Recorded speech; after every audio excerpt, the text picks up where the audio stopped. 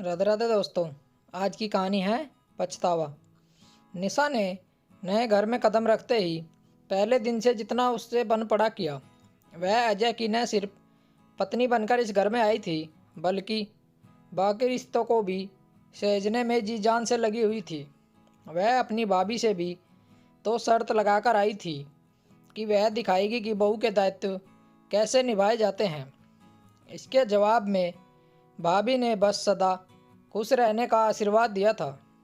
निशा के ससुराल के सभी लोग सभ्य और संस्कारी थे। उन्होंने भी निशा को दिल से अपनाया था, मगर धीरे धीरे सबका टोका टाकी करना निशा को थोड़ा अखरने लगा था। उसके पूरा दिन काम करने तथा सबको खुश करने की कोशिशों के बावजूद भी सराहना कम तथा सीख ज़्यादा मिलती। नए नए जोश में कुछ दिन तो वह सब करती रही, मगर अब वह थकने लगी थी। कभी सास की मीठी झिझकी, तो कभी ननंद की जाने अनजाने की गई मजाकिया बातें, देवरों की नई नई फरमाइश, तो ससुर जी की बड़ों के सामने पल्लू रखने ना बोलने जैसी बातें। अब ये सब उसका दिल दुखाने लगी थी। अपने समय लिए तो समय ही नहीं था उसके पास। उसे लगने लगा था, क्या मेरा जन्म बस इसलिए हुआ है, काम करने और बातें सुनने के लिए। एकाएक उसके मस्तिष्क में भाभी की तस्वीर उभर आई थी। मैं भी तो उनको जो मन में आया बोल दिया करती थी। उनकी छोटी बड़ी गलतियों को पकड़ उन्हें सुनाती तो कभी माँ के पास जाकर शिकायत लगाती। एक बार भाभी ने समझाया भी था कि देखो, धीरे धीरे सब सीख जाऊंगी, इतनी जल्दबाजी मत करो। पहले मैं सिर्फ जया थी, अपने माता पिता की छोटी सी बेटी, भाई बहनों की प्यारी, स्कूल पढ़ने वाली।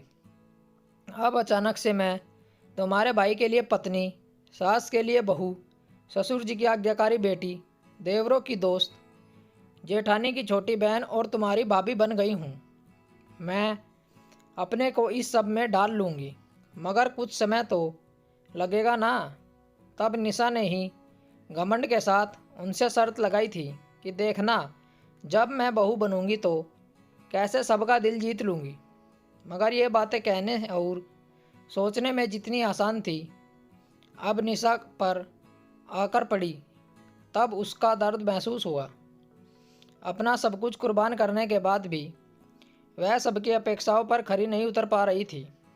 आज भी अपने घर जाते समय जब उसकी ननद यह कहकर गई कि निशा भाभी चलिए, हमारा तो कुछ नहीं, प्लीज़ मम्मी को अब इतना काम मत करने दिया कीजिए, ये सब जाकर उसके सीने पर चुभ रहे थे। क्या इन्होंने देखा नहीं कि पूरा दिन मैं भी तो काम में ही लगी रहती हूँ? क्या इन्होंने ये नहीं देखा, सबके खाने, चाय, दवा आदि का समय ध्यान रखने में मेरी अपनी कोई आशा नहीं बची। अब तो उसे तैयार होना भी अच्छा नहीं लगता था।